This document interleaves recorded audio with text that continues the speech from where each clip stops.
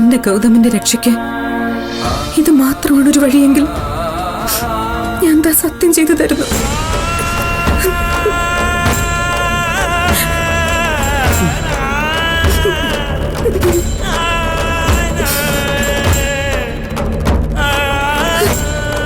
സത്യം.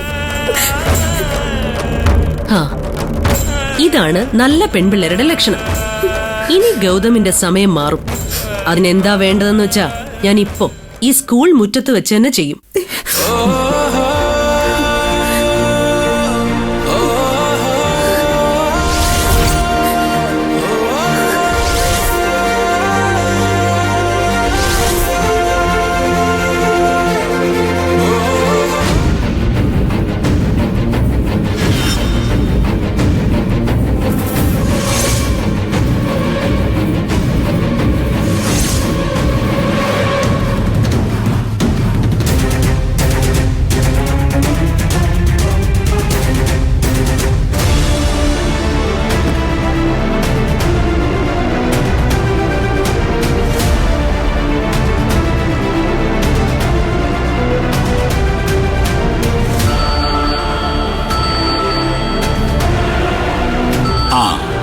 Good morning Vasundhara madam.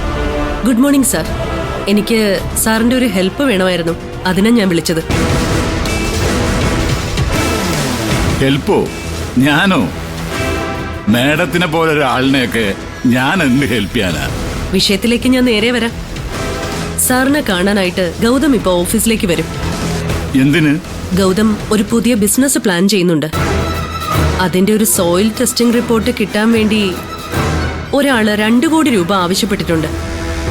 സാറിന്റെ advice ചോദിക്കാൻ വേണ്ടി ആവാൻ വരുന്നത്. അതിപ്പോ ഞാനെന്ത് അഡ്വൈസ് ചെയ്യാനാ മാഡം? ബിസിനസ്സിൽ മാഡത്തെ പോലെ അറിവൊന്നും എനിക്കില്ലല്ലോ. അഡ്വൈസ് ചെയ്യേണ്ടത് എന്താണെന്ന് ഞാൻ